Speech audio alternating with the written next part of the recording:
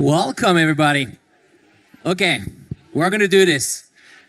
I talk a lot. I never moderate, but let's see how I do this. And hopefully it's going to be fun for all of you, and you're going to learn. So this panel here is probably the panel where we're supposed to talk about AI a lot. So I'm going to ask every single question not about AI. And I'm sure we're still going to land talking about AI. So let's get started. Obviously, you know everybody on the screen here. Instead of having everybody introduce themselves with just, your title and who you work with, please obviously introduce yourself with your name. But I would love to start with also one word that you think defines the next 3 years. We'll start with you, Oyin, and we'll go down. Hi all, my name's Oyin. I am brand director for Chivas Regal. So my responsibility is transforming a heritage brand into something culturally relevant for today. So my word is community. Nice. Brian. All right, thank you. My name is Brian Norris, Chief Revenue Officer at Scripps. We represent a host of nationally delivered networks as well as over 40 local networks around the country, around the United States. And I'd say my word is experiential. Love this. Laurel? Hi, everyone. Laurel Meredith. I'm with InnovationForge AI. I'm going to try not to talk about AI, but we have a platform which is called Centerboard, and it's for decision intelligence. And it's very much geared towards brands who need to sort through lots and lots of data. In terms of the word that I would use to describe the next 3 years, I would say unpredictable. I like that. There's some good stuff here. Okay, Ed, for you to wrap it up. I'm Ed C., Chief Growth Officer at Zeta, recovering McKinsey partner, and my word is reinvention. Nice. Okay, let's kick this off. So ahead of us, 2026, or the next 3 years, what are you really thinking about and losing sleep over? Like really either excites you or worries you? And let's kick it off with Brian. Yeah. I don't really lose a whole lot of sleep over a lot of things, but if I think about the area of the business that I'm really excited about, it's about people coming together, right? The word that I used was experiential. And if you had any doubt that people were interested in being together, just look at this most recent NBA Finals, specifically in New York, Knicks in 5, and how people came together in terms of watch parties, in terms of being together at the parade. I was there amongst 2 million people. So people want to be together, and I think that that's going to have a cascading effect through most things that we do for the next 3 years. And so to lean on that, what does that mean for you and your current job at Scripps to lean on experiential? Yeah, so at Scripps, we've made this investment in sports, right? A lot of companies have made an investment in sports, but we took a little bit of a different path. We made an investment in women's sports, in particular WNBA, National Women's Soccer League, Professional Women's Hockey League, established sports and emerging sports. And we've also made a commitment to local sports as the regional sports networks have began to implode a little bit. We've come in from a free broadcast perspective and given audiences their local sports for free across the country, both across linear and streaming. And so what that means is it creates an environment where people want to have these experiences as part of a community. So at Scripps, we want nothing more than to create community and connection, both in the broadcast world and in the streaming world, but also in person. It's important.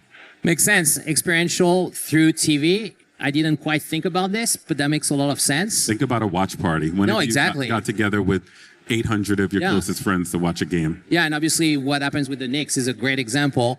Now you're talking about actually community, which Oyin, you touched on. So for you, the next 3 years, what keeps you awake, lose sleep over? I don't lose sleep. But I think it's similar. You know, we at Chivas also sponsor sports teams. And similarly to the Knicks, we had Arsenal and they won the Premier League this year. And you just saw firsthand the impact of community and the impact of community at scale. And I think for us, it's how do you tap into that? How do you build on that momentum and leverage community to be advocates on your behalf? So with the Arsenal win, it was just fantastic to see the kind of the fan base really take hold of the club, and us as a brand could find a way to add value to that experience and give them an offering like no other. And so, yeah, for me, it's really understanding how do we continue to engage those fan communities. And to use your point about the watch parties, that's exactly where Chivas can show up. So for me, it's community. That's very interesting. I'll lean in on a little bit of what you're working with, which is alcohol. Are you losing some sleep over people not drinking as much alcohol and now starting to drink liquid death? We're not drinking liquid death. You don't have to answer that. We can move on. No. To touch on that, though, people are drinking less, but better. So what you're seeing, actually, is that they are drinking, but they're choosing to premiumize and to look at things that are better for them. So that's why Chivas is there. It's true. No, very good answer. Drink better. That's good. And you definitely have the brand for that. Awesome. Ed, let's go to you. Instead of losing sleep over, what excites you? Because we're like, 10 minutes in, we still haven't talked about AI, so it's pretty good. But maybe you will touch on that. What excites you? The whole idea of reinvention. One of the big things that I think is incredibly important as marketers, we're finally able to get over all the artifacts of how we bought stuff. We used to think owned, paid, earned, creators. But right now we're able to put that aside and start saying, how do we manage what's most important? And that is getting down to the individual. And as marketers, we've always wanted to be able to manage a conversation, but we were inhibited by the channels that we had to buy, the ways we were able to reach people, but finally we're able to work with and have a conversation no longer delayed over time, but more real time in partnership with creators, managing all the different touch points as a marketer to do what we need to do, which is to create profitable customers for our clients and for ourselves. And that's what we need to do. And that is exciting. Not to be bound by all the historical aspects and all those artifacts and traps of the past, but be able to think about how do I reach the individual and engage the individual. So it's an exciting time. And is that through tech? Tech is part of it. Tech is a facilitator. Tech doesn't replace the person-to-person connection. It enables it. I don't know how many people would say that a telephone is tech. It enables person-to-person communication. And every killer app, if we go back to the printing press, to the telephone, to radio, every killer app that has existed has been about enabling person-to-person communication. And now as marketers, we can take advantage of that in a completely different way. Makes sense. Let's wrap it up with Laurel. What gets you excited? Sure. Because we just talk on tech. You obviously are a big tech player. What keeps you excited? I'm very excited about what we're seeing with some of these new tools. We're able to greatly enhance revenue streams by not reducing, but maintaining headcount. Okay, thank you. Essentially, we've been able to take some of these very cumbersome tasks, like media planning, for example. Take a campaign brief. You're able to read the brief, use the same language, understand the prerogative, what are they trying to achieve, populate the metadata so it speaks the same language as your brand, and reduce the amount of time it takes to create a really intelligent media plan. That's across funnel level strategy, audience strategy. And so what I'm really excited about is seeing people unencumbered by working in Excel spreadsheets, for example. Makes sense. Thank you. Okay, so let's dive in now. We talked about community. obviously the creator economy is big for the community to reach communities. Actually, just coming out of a great meeting with the guys at Rad around how you leverage AI to get in front of the right influencer to reach the right communities. I think it's for you, Oyin, because I think you may be the best at this, about how to reach the communities through creators. Actually, I think it's also probably challenging as an alcohol brand to leverage alcohol on platforms, but I would love to hear that. But what stage do you think we're at in terms of creator economy and leveraging creator economy? And do you think it's a big piece of your marketing mix moving forward?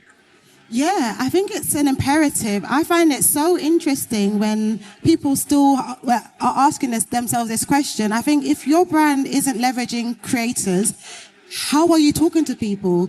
They are the trusted voice that consumers are engaging with. So if you as a brand want to talk to consumers, you have to work with creators. Obviously, you got to find the right creators for your voice, but they are a necessary tool to help advocate on your behalf. Yeah. And how do you leverage, or have you leveraged tech? Have you leveraged AI to get in front of those right folks, to manage the right messaging, to understand the performance? Do you think it's getting better? Do you think it's getting worse? Are you expecting things to get good? Like, where are you at with this? You know what? We're in the very much test and learn phase. Okay. We're still old school, still manual in some respects, but we're very much in a test and learn, seeing what works. We play around with AI and content creation, but again, it's very much test and learn. And I think with AI, you kind of have to do that to figure out how does it work for your brand's voice? How does it work for what your consumers want? And from there, make a decision. So yeah, I think have fun with it, figure out what works for your brand, and then move forward. Awesome. Thank you. Okay, now we're going to go to Brian, and we're going to talk about a topic that excites me over the next 3 years, and I think it's right down your alley, which is connected TV. I'm a huge believer in connected TV for a lot of different reasons. Main reason, you can lay your audience on top. Second reason, you can capture the audience and move that audience down the funnel. I think that's the future. I think a lot of consumption happens through CTV. For you, are you feeling the same? Because obviously you have the linear part of it, which is interesting, has a lot of value, but maybe going down. I don't know, but I would love to hear your take on that. And what do you see the future between linear and CTV? Sure, thank you. I think when I look at CTV and linear, I think about it as a full opportunity to leverage growing the brand and growing performance. And so one of the hardest things to do in media is to care for the brand while also collapsing that funnel in real time. But if you do it in a smart way, you can create this surround sound effect where you're actually moving product and collapsing the funnel leveraging CTV while also building the brand at scale across linear. And in particular, when it comes to Scripps, and all of our networks are delivered broadcast over the air, so we're not necessarily relying on a cable or satellite subscription. And then all that content is available for free in CTV. So we're talking about premium sports and premium entertainment for free in CTV that can help collapse that funnel in real time. And then that's not good enough. We also have to build the brand. And so when we talk about building the brand, that's where our product integrations, our sponsorships, everything that we can do, and is particularly in our sports marketplaces and our sports communities, like we have the best of all worlds. So it's not an or, it's always an and with us. We can build a brand and care for performance, which is, like I said, one of the hardest things to do, but we are really focused on doing both for brands. That's really good to hear. And I think for me, I think TV is underrated. We keep talking about social, and social has a lot to give, but social is very crowded and noisy. And I think we don't pay enough attention to TV and CTV, thinking this is the old format, where actually I think it's the new format and the format of the future. So I think if I was going to say something to pay attention to over the next 3 years, is that space more than anything else. That's just my take on it. I'm the moderator and the speaker at that point. Let's move on now with Ed and Laurel. We haven't talked enough tech. I love tech. I love building. AI obviously big, but we talk about AI a lot around creative. And I don't think that's where AI matters the most. I think AI matters the most right now for product discovery. I think AI matters the most for enabling more efficient media buying. I think there's a lot that is not about creative that AI can do so much over the next few years. We'd love to get your take on that as we're talking about what is, 2026 and beyond. And maybe let's start with Laurel. What do you think AI could really help with over the next couple of years? So when we think about AI, what we're seeing is marketers have so many systems of record in place right now. They have Nielsen, they have Circana, they have MMM. There's so many data stores. And then on top of that, you have your systems of execution. And that's where the work is becoming a little bit more automated. But really what we need is on the top of that, kind of like the Bloomberg terminal of marketing. And that's where you're going to see a lot of value. The idea being that you need to really collect all of the signals in the marketplace, whether it be trending on Reddit or trending in searches, Google or other. It's just the amount of data has become overwhelming and it's almost impossible to humanly manage it. So that's where you can introduce an ML model, for example. And what we like to do is just provide decision support. So it's always about the human in the loop, who's at the top, who has the judgment, who's the tastemaker. Those are the executives that should continue to make the decisions. But AI can play a very key role in kind of bubbling up to what those decisions are. And over time, the model learns and it starts to push stuff out to you. Recommendations of how you should allocate your budget, for example. So we see it as an enabler and not something that will replace human judgment. That's very nice to say. I think I would disagree with that. I think a lot of people are going to lose their job, but for the good, because they're going to get better jobs. But we can have a different discussion around that. But that's a good point. Aggregating data, crunching data, I think is big. We do that a lot. Now I will be curious, and we can jump on that later, and maybe you can touch on that. But what do you think AI can enable more? And also your take on, is it going to get people to lose their job or not? So, a couple of things on this. First, agree with you 100%. Creative is going to be majorly shifted with AI, but the work we do as marketers, that's going to change even more. When you think about it and strip it down, our jobs are going to be different, but our goals are not going to be. It's always going to be, please buy my whatever over somebody else's whatever. Car, can of soup, piece of software. But what marketers need now, with the complexity of information, the complexity of data, is a new operating system. How are we going to operate and manage all of this? As a marketer, what do I need to do? I need to be able to recognize a pocket of opportunity and do it with precision. Not just looking backwards, but looking at the now. I have to figure out how to reach that person, not just based on where they were, but where they're going to be. I have to be able to inform the relevance, and that's where all the creative people can take over. I am not one of those. I respect them, but I absolutely think that we can inform the relevance and use tech to inform it and make sure that we can see the results.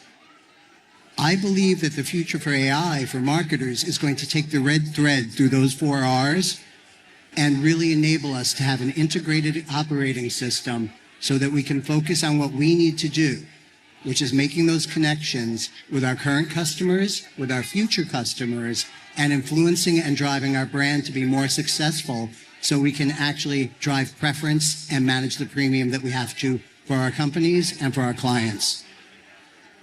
Thank you. Makes a lot of sense, and I keep hearing AI as an enabler, which sounds right.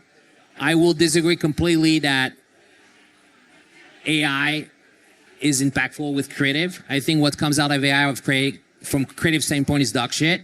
So it's not going to go anywhere. And there's a lot of work that has to happen before we go somewhere. I think the idea of Zuckerberg saying that you should use AI to create 1,000 creatives to hope that one is going to work, I think it's terrible. So I think there's a lot of bad things around AI and creative, but I think AI enables a lot from an efficiency standpoint. I think you want to react to that. Go for it. I actually agree with you completely. And I think that when we look at things, it's going to be about really looking at AI and saying, am I going to use it to accelerate? Am I going to use it to automate?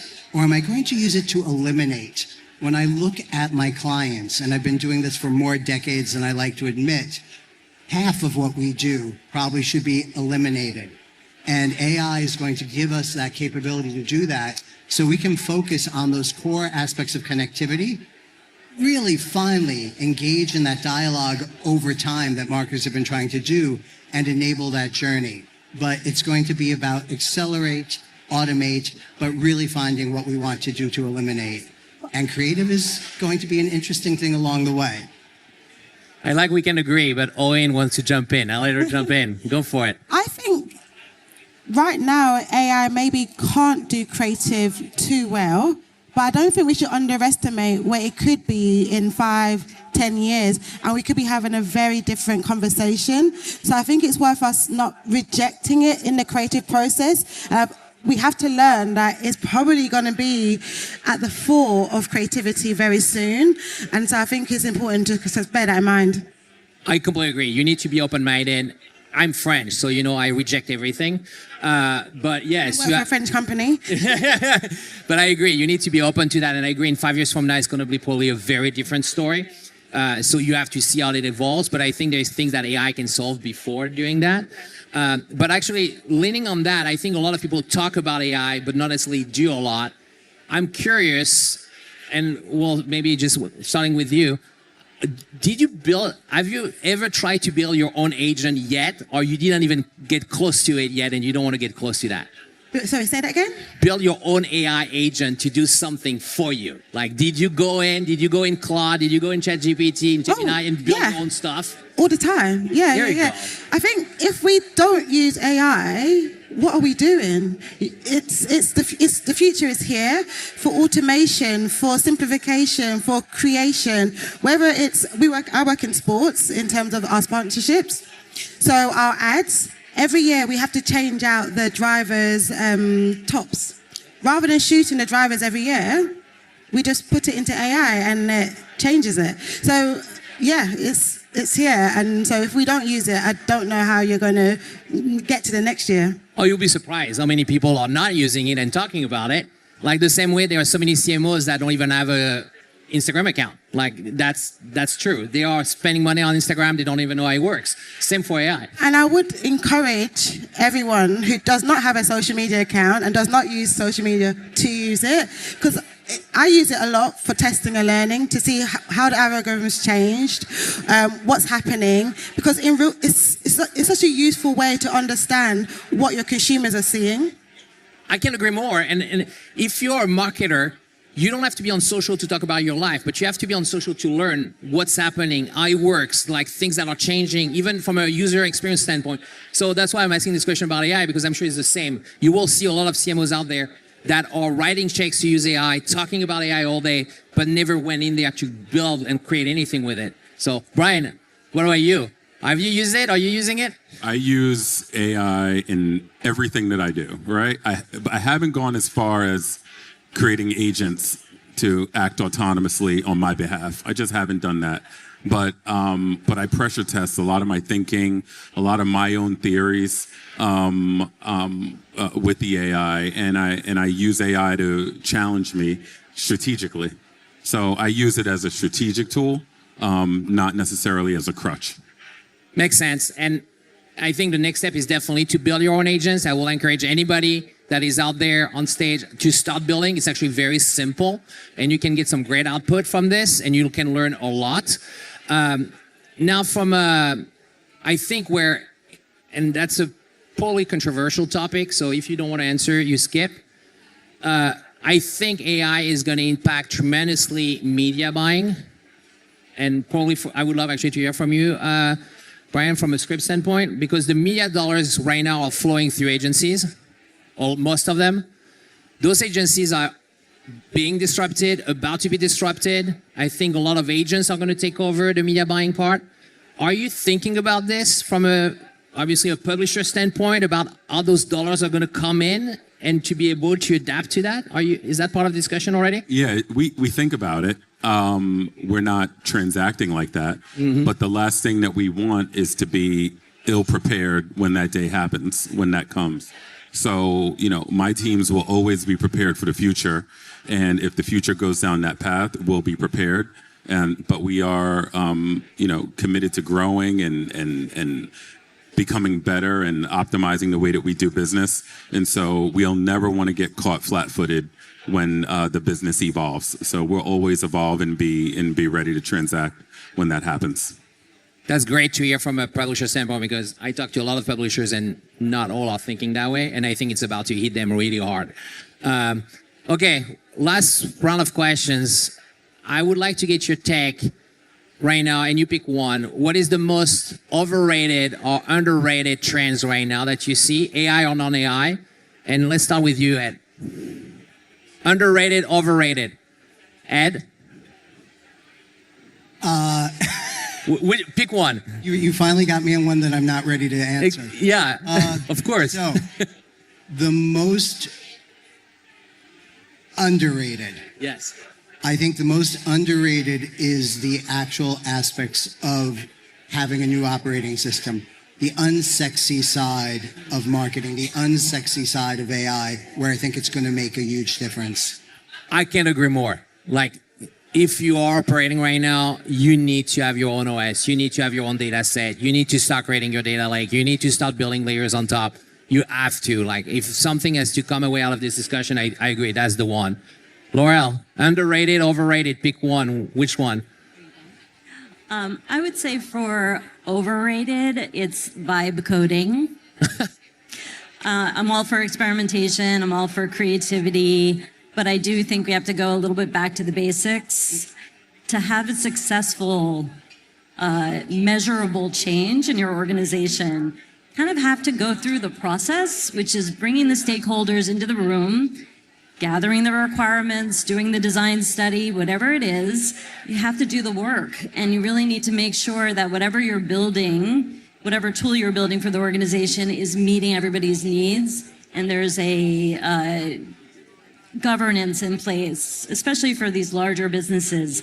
I think setting everybody loose with the vibe coding, I mean, it's been really interesting to see, but it's also not cost effective. It's extremely expensive. So that's one trend I'm not thrilled about. The trend I would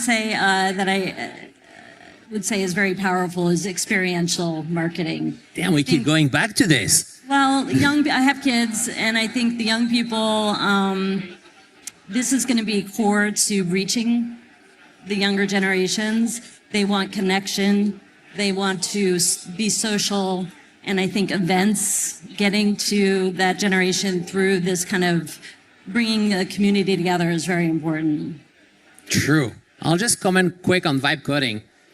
I would agree and disagree. I think vibe coding, and by the way, if you guys are not familiar with vibe coding, you should all vibe code. I think there's a lot of value to that, especially from an MVP standpoint. I think it's such a fast way to test things. And I think as CMO, to be able to vibe code to test is very, very important.